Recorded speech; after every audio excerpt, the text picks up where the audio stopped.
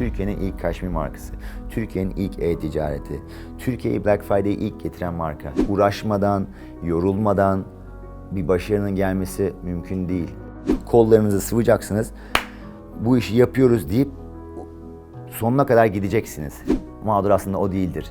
Mağdur aslında onun bakış açısıdır. Nasıl güzel şeyler sonsuza dek sürmüyor, kötü şeyler de sonsuza dek sürmüyor.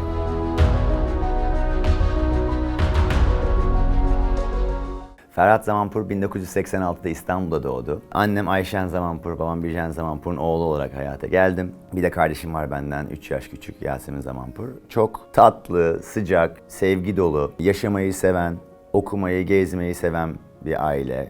İlişkilerimiz her zaman çok güçlü oldu. Başta dediğim gibi çok sevgi dolu bir ailede büyüme şansına sahiptim. Ve şöyle söyleyebilirim, küçüklükten beri o güçlü ilişkiler hep devam etti. Hala annem, babam, kardeşim çok yakınız. Şimdi tabii eşim de katıldı ailemize. Öyle o şekilde çok şanslı olduğumu düşünüyorum. Ben yuvadan lise sonuna kadar yabancı bir okulda okudum İstanbul'da. Çok az sayıda Türk'ün olduğu, daha çok yabancıların olduğu Amerikan eğitim sistemli. Daha doğrusu IB dediğimiz, işte International Baccalaureate dediğimiz bir sistem. Mezun olduktan sonra zaten Amerikan bir sistem olduğu için Amerika'ya geçişim çok kolay oldu. Bir de küçüklükten beri öyle bir plan vardı gibi. Orada okuyacaktım zaten. Orada da yaklaşık bir 10 okula başvurmuştum. 8'ine kabul olmuştum. Ama lisedeki danışmanımız diyelim hep bana işte Ferhat Kaliforniya'ya git, sen Kaliforniya adamısın, Los Angeles'a git, Los Angeles'a git diyordu. Orada da kabul olduğum USC, Güney Kaliforniya Üniversitesi vardı. Orada işletme bölümüne girdim. İşletme bölümünün farklı işte finans, reklam, pazarlama farklı odakları var. Ben pazarlamaya yoğunlaştım. Zaten ilgi alanım hep oydu. Aynı zamanda da iletişim okulundan reklamcılık da okudum. Yani ikisini beraber okudum. Tabii Silk & Cashmere'in çok enteresan bir başlama hikayesi var. Şimdi Türkiye'de zaten 90'larda kaşmir markası bırakın, kaşmir nedir bilinmiyor. Yani kaşmir Türkiye'de olan ya da konuşulan ya da satılan bir ürün değildi. Annem Ayşen Zamanpur'da iş hayatına zaten girmişti. Kendisi Boğaziçi'den mezun olduktan sonra Şişecam'da planlamada çalıştı. Ondan sonra perakendenin ateşi biraz onu heyecanlandırdı. O zamanlar Benetton'un, United Colors of Benetton'un ilk bayilerinden açtı. Bir tane galeri de açtı, hatta 2 tane galeri de açtı. Ak Merkez'de açtı ve bu bayilerde de, bu bayiliklerde de çok büyük başarı yakaladı. Hatta o zamanlar dünyanın ikinci Benetton bayisi ne olmuştu? Luciano Benetton gelip burada kutlamalar vesaireler böyle enteresan bir noktaya geldi. Ve o heyecanı, o tutkuyu, o başarıyı yaşayınca kendi kendine dedi ben neden bunu kendim yapmıyorum, kendi markamla yapmıyorum dedi. Orada da aklına ilk gelen şey hani ne yapabilirim sorusuna cevap olarak küçükken kendisi işte Türkiye'de tabii ki şu anki alışveriş seçenekleri, markaları, ürünleri yok. Yurt dışına gidenler de eşlerine, dostlarına hep hediyeler getiriyorlar. Anneannemin de bir arkadaşı ya da komşusu Almanya'dan mavi bir kaşmir kazak getirmiş. Annem küçükken bu. Annem de böyle gizli gizli anneannemin dolabına gidip o kaşmir kazağı, mavi kaşmir kazağı okşuyormuş çok yumuşak diye. Böyle çok hoşuna gidiyormuş o. Beynine o girmiş o zaman küçükken. Yıllar sonra işte artık kaç yıl sonra ise 20 yıl sonra belki daha fazla bu ne yapayım, nasıl bir marka kurayım, nasıl bir iş yapayım sorusuna cevap o mavi kaşmir kazaktan gelmiş. Ben işte bu ürün neyse ben bunu yapayım diye. Tabii acayip büyük bir araştırma yapıyor. O zamanlar Google yok, hemen bakamıyorsunuz işte kaşmir nerede üretilir. Cevap İç Moğolistan, bütün keçiler orada. Kaşmir çünkü kaşmir keçisinden üretiliyor. Kaşmir keçileri de İç Moğolistan'da çok soğuk bir iklimde, çok yani yüksek, soğuk, dağlarda, rüzgarlı, yaşaması çok zor bir iklim. Orada yaşayan o keçiler de kendilerini o soğuktan korumak için her kış böyle ekstra bir tabaka tüy üretiyorlar. O tüy onları sıcak tutuyor. Kışın sonunda da işte Nisan'ın başında oradaki yerliler böyle 1000 yıllık taraklarla bu keçileri yatırıyorlar, tarıyorlar. Her keçinin sadece boynundan ve karnından böyle bir avuç çıkıyor. Bir avuç dediğim işte 50 gram falan çıkıyor. Yani bir keçinin bir kazak ya da bir hırka üretmesi tam 7 yılını alıyor. Ondan kaşmir çok değerli ve çok özel bir elyafdır. Dünyada da çok az bulunur diğer işte yüne vesaireye göre. Annem de işte bir şekilde bunu öğreniyor, yapıyor. Ta Çin'e kadar, işte Pekin'e gidiyor. Pekin'den 17 saat tren yolculuklarıyla İç Moğolistan'a gidiyor. Böyle o zamanlar, çünkü Çin'de daha yeni açılmış. Şu anki gibi her şey kolay olduğu bir dünya düşünmeyelim. Bu böyle maceralardan sonra oraya ulaşıyor. Orada bir anlaşma yapıyor bir kaşmir üreticisiyle ve aldığı kaşmir ürünleri de ilk mağazası olan Zürih'te açıyor. Yani ilk koleksiyonunu Zürih'te ilk mağaza açarak sergiliyor. İkinci, üçüncü, dördüncü nesillerde hep bir markayı veya aile işini diyelim, marka olmak zorunda değil, aile işini devam ettirme sorumluluğu mu diyelim, klişesi mi diyelim vardır. Ben ve kardeşim o konuda şanslıydık çünkü böyle bir beklenti hani ya da yük ya da zorunluluk bize yüklenmedi. Yani 18 yaşında veya 18 değil, işte üniversiteden mezun olunca nasıl bir kariyer seçersek o şekilde ilerleyecektik gibi konuşuluyordu. Hani çok bir resmi şart ya da böyle bir empoze edilen bir şey yoktu. Belki de bu yüzden bu kadar tutkuyla yapıyorum şu an. Hani ilk başladığımda grafikerdim. Yaklaşık belki 2 sene falan grafikerdim. Ondan sonra kurumsal iletişim. Ondan sonra pazarlama, ondan sonra mağazacılık, operasyon, tasarım, e-ticaret vesaire. Yani Silken Kaşmir'de her pozisyonu en az böyle 1 sene falan çalıştım diyebilirim. 1-2 sene çalıştım diyebilirim. Sonra tam 10. yılımda da CEO rolünü devraldım. 2 senedir de o şekilde ilerliyoruz.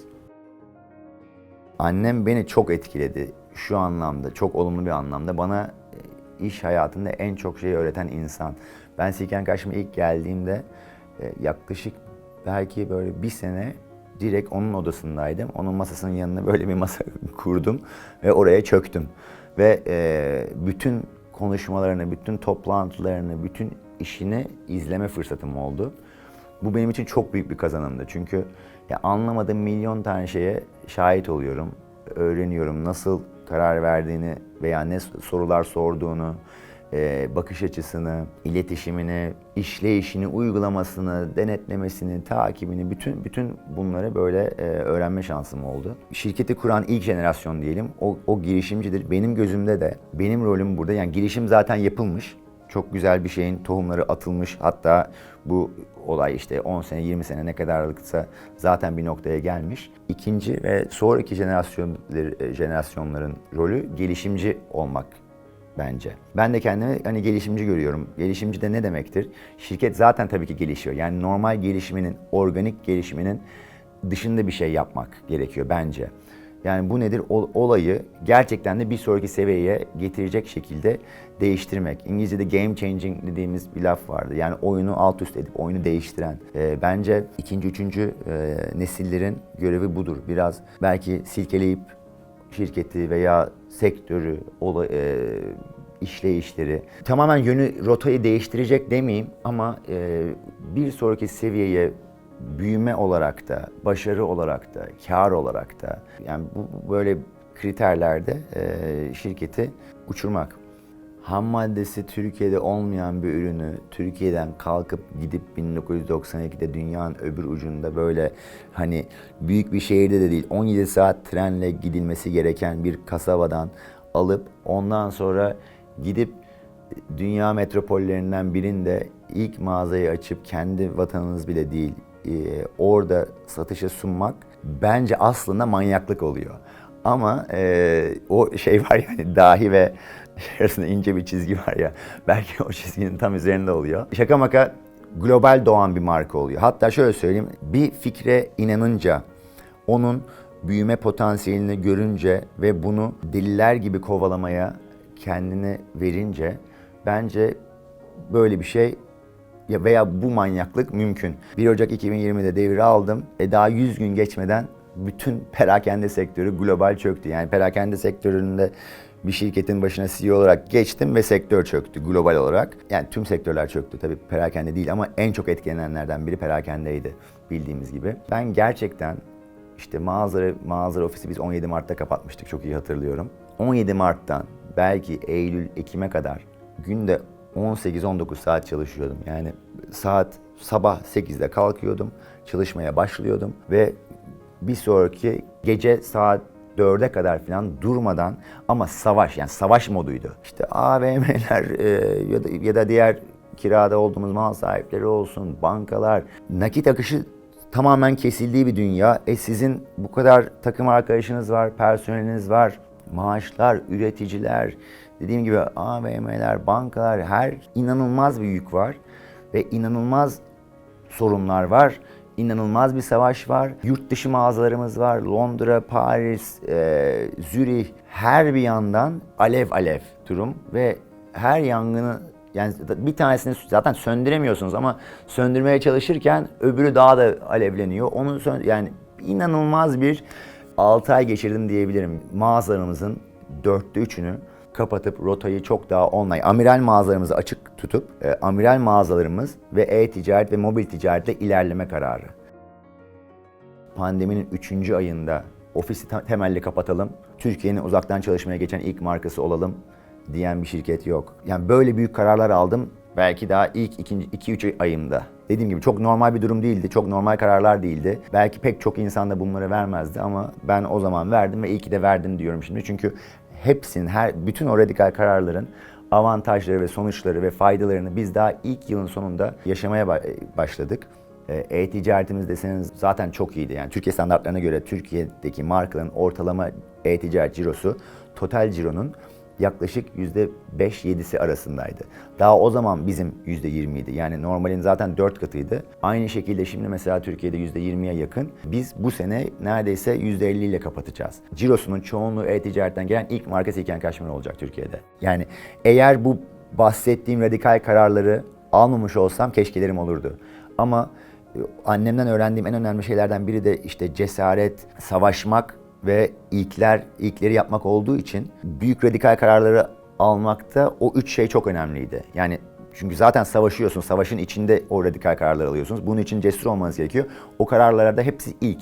İlk o işte mağazaları kapatıp online çoğunluğu yapıp online'a geçen ya da temelli uzaktan çalışmaya geçen ilk. Hani bu ilkleri yapmakta o cesareti buldum. Eğer bulmasaydım keşkem olurdu. Şimdi tablosu vardır, ne bileyim, patron çocuğu, patron oğlu ya da patron kızı gelip işte başa oturur, 20 yaşında hiçbir şeyden haberi olmaz, emir verir, bilmem ne yapar, o kadar insan onun altında mecburen onun talimatlarına uyar filan. O tablo vardır ama sübjektif gelebilir ama ona çok uzak bir şey yaşadık. Yani dediğim gibi ben grafiker pozisyondan başladım bu şirkette ve buraya gelene kadar 10 yıl boyunca her pozisyonda terfi olarak ve yani atıyorum 3 ay çalışıp terfi olma değil, 2 sene çalıştım terfi oldum, 2 sene çalıştım terfi oldum, 1 sene çalıştım terfi oldum. Her pozisyonu öğrenerek şirketin mutfağında bu tecrübeleri alarak bu noktaya geldim ki benim için şu anki yönetebilmem bu şirketi ve belirli bir başarıya sahip olmamız, bunda çok büyük şeyi vardır. Çünkü ben verdiğim her kararı uydurmuyorum. Zaten orada tecrübem var ve o tecrübem ve şu anki zaten belirli bizim bir işleyişimiz var. Biz tamamen Batı perakendesinin çalışma şeklinde çalışıyoruz. Yani bu nedir? Bu bir bilimdir. Perakende eskiden belki biraz daha hani patron şirketlerinde işte şöyle yap, böyle yap, bilmem, daha rastgele bir çalışma şekliydi. Ama Batı perakendesi bir bilim, rakam, tamamen analitik, bir soru işareti yok. Benim takım arkadaşlarım gerçekten çok kritik bu başarıda ve bunu biliyorlar. Ve burada öyle yüzlerce kişilik bir ekip yok. Burada biz böyle hani İsviçre çakı şeyleri vardır ya, çakı gibi bir ekibiz. Her işimizi yapıyoruz. Çok verimli, çok kompakt, tertemiz, böyle işini hem bilen, hem seven, hem de tutkuyla yapan ve başarıya önem veren ve iddialı hedefleri olan ve bunlara koşan ve bunları başaran bir ekibiz. Bu yüzden ben hani ekibimle çok gurur duyuyorum, onlara çok borçluyum. Zaten bu 30 yıllık macerada da insanlar sayesinde, birçok insan sayesinde bu buraya geldi. Annem de her zaman için ekip işine çok önem vermiştir. Bu asla böyle bir Zamanpur başarısı, tek başına başka kimse değildir. Bu hep beraber bizim birçok insanın kan ter gözyaşı sayesinde bu noktaya geldiğimiz ve daha nice noktalara geleceğimiz bir hikayenin devamıdır. Annemin bir lafı vardır, bu ülkeyi girişimciler kurtaracak diye. Ben ona inanıyorum. Girişimcilerin herhangi bir ülkede, sadece Türkiye'de değil ama özellikle Türkiye gibi ülkelerde çok büyük önemi var. Globalleşen şirketler veya en azından çok güzel şekilde büyüyüp Türkiye'yi hem temsil edip hem de finansal olarak da katkı sağlamak bu girişimlerin elinde. Şimdi burada bence girişimciler için en önemli şey ne? Girişimci diyeyim, gelişimci diyeyim. Buradaki en önemli şey ne? Artık sonsuz bir bilgi kaynağımız var. Çok büyük bir şans. Eskiden atıyorum anne babalarımızın zamanında herhangi bir iş için bilgi toplamak eziyetti. Google yok, online yok. İşte ansiklopedi deseniz birçok yani işletme hakkında gideceksiniz. Yani kütüphanedeki kitaplar ne kadar varsa o teori var. Ama örnek olarak alabileceğiniz, şey yapabileceğiniz, adapte edebileceğiniz, uygulayabileceğiniz pek bir şey yok. Şu an bütün dünya elimizde. Çoğu şeyde Amerika'yı tekrardan yeniden keşfetmeye gerek yok. Zaten bir işleyiş var. E-ticaretin kuralları var. E-ticareti yeniden icat edeyim diye bir iddia komik. Çünkü bu işin zaten başka şey var. Tabii ki bir şeyler eklenebilir. Ama ben ana kısmını diyorum, yani kurallarını diyorum. Yurt dışı örneklerine kafayı kırın. Birinci vereceğim öneri, tavsiye bu. Biz bunu yaparak çok şey öğrendik. Şimdi biz şu an Türkiye'nin standartlarına, biz şu an Türkiye'de popüler olana veya şu anki Türkiye'deki uygulamalara bakarsak başarılar var, başarılar yok demiyorum. Ama sadece ona odaklanırsak biz o zaman kendimizi burayı hapsetmiş oluyoruz. Ama dediğim gibi buranın çok dışında ve ötesinde hareket var, başarı var, vizyon var. Ondan buraya da hakim olup aynı zamanda o tarafı da bilmek, araştırmak ve öğrenimleri uygulayıp burada uçurmak bence çok önemli. Birinci önerim olur. İkinci önerim cesaret, radikal kararlardan korkmamak. İşte önceden verdiğim örneklerde ben daha markanın başına geçtiğim ilk aylarında olağanüstü büyük kararlar verdim. Ama meyvelerini daha o yıl aldım. Gördüğüm bir yol var. Bunları düşünerek bu kararları alıyorum ama dediğim gibi kararlar büyük. Bundan korkmamak gerekiyor, cesur olmak gerekiyor. Çünkü o büyük hamleler büyük başarıları getiriyor. Yani ufak tefek şeylerle çok büyük sıçrama yapmak mümkün değil. Ben yani yeni bir şirkette de eski bir şirkette de herhangi bir şey %10 değiştirerek çok büyük bir fayda, çok büyük bir yenilik imkansız. Ancak büyük hamleler çok büyük başarıları gerektiriyor. Ondan o konuda cesur olmak gerekiyor. 3 de bence özellikle bu ülkede yani savaşmak. Gerçekten de o savaş boyasını süreceksiniz, kollarınızı sıvacaksınız. Bu işi yapıyoruz deyip sonuna kadar gideceksiniz. Eğer bir iki adım atıp yorulacaksanız girmeyin daha iyi. Nefesinizi yormayın, arkadaşlarınızı, takım arkadaşlarınızı, size yatırım yapanları yormayın. Ya da siz yatırım yapıyorsanız yatırımınızı harcamayın. Çünkü savaşmadan, uğraşmadan, yorulmadan bir başarının gelmesi mümkün değil. İnanmak, pozitif olmak, oldurtma hissi ve yaklaşımı bence çok önemli. Bütün takım için çok önemli. Ben her zaman için takım arkadaşlarımla hissine, mesela iş görüşmelerinde de zaten anlarsınız karşınızdaki insan oldurtucu mudur yoksa işte devamlı şikayet eden ya da mağdur olan birisi midir? İşte o iş görüşmesinde bile karşınızdaki insan bir önceki işlerden ayrılma nedenlerinde eğer her birinde mağdur oysa mağdur aslında o değildir. Mağdur aslında onun bakış açısıdır. Ondan ben çözüm odaklı olmaya çok büyük önem veririm. Bu çözüm odaklı olmak için de pozitif olmak gerekiyor. Atıyorum yani son işte senelere bakın. Pandemide eğer siz bu kadar kaos yaşanırken bir de üzerine bittik, gittik, öldük hani modunda olursanız çözeceğiniz bir sorun yok. Siz zaten bitmişsiniz. Eğer siz bittiyseniz işiniz nasıl devam edecek? Ondan bir şekilde o güneş açacak, bir sonraki gün olacak, bir sonraki hafta olacak, bir sonraki ay olacak. Ve nasıl güzel şeyler sonsuza dek sürmüyor, kötü şeyler de sonsuza dek sürmüyor. Kafanızda o zor zamanlarda bile işlerin iyileşeceği, sizin çabanızla beraber sorunların çözüleceği, ekip ruhuyla beraber, takım çalışmasıyla beraber bu engelleri aşacağınıza inanmanız gerekiyor. Özellikle girişimciyseniz, girişimci demek zaten işin başındaki işi kuran insan demek. Eğer o insan inanmıyorsa, diğer insanların inanma ihtimali olamaz ki baştaki insan inanmıyorsa. Ondan inanın, inanmadığınız işi de zaten yapmayın. Baştan inanın ve o inanacağınız işte yola koyulun.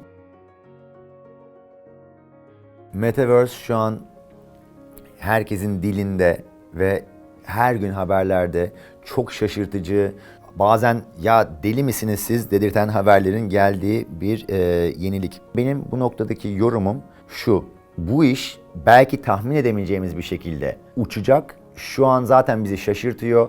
Bu haberlerde izlediğimiz şeyler bize wow dedirtiyor ama onun ötesinde bir şey olacak. Bu çok hızlı olacak. Ondan şu an buna ayak uydurmazsak, ayak uydurmayanlar çok geride kalacak. Biz olağanüstü derecede yenilik peşinde olan ve ilklere sahip olan bir markayız. Türkiye'nin ilk kaşmir markası, Türkiye'nin ilk e-ticareti, Türkiye'yi Black Friday'e ilk getiren marka. 2012 yılında Black Friday'i biz getirdik. Bütün bu ilkler bize çok şey kattı. Ondan Metaverse kısmında da belirli ilkleri yaşamak için zaten çalışmalarımız başladı. Hatta Mayıs ayında bitmiş olacak, lansmanımız olacak. Ondan benim bu noktada girişimcilere Metaverse kısmında girin. Nasıl giriyorsanız girin, ya adapte edin. Kendi işiniz neyse bir şekilde bu iş oraya taşınacak. Yani ben kendi şirketimizde de her departmanda çalışan herkesin şu an için bu yeni dünyada kendi işlerinin nasıl yapacağına dair o gelişime, o ilerlemeye ve başlatmış bulunuyoruz. Bir kişi yok ki çünkü bu şirkette etkilenmeyecek bu değişimden.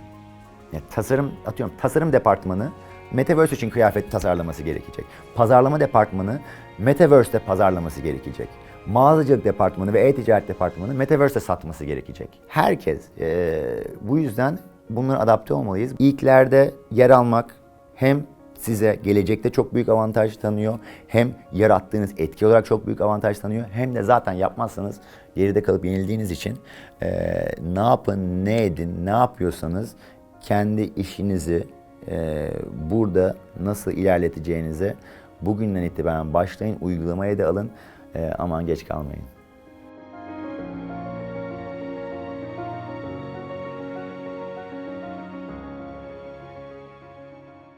Türkiye'nin ilk kaşmir markası, Türkiye'nin ilk e-ticareti, Türkiye'yi Black Friday'e ilk getiren marka. Uğraşmadan, yorulmadan bir başarının gelmesi mümkün değil.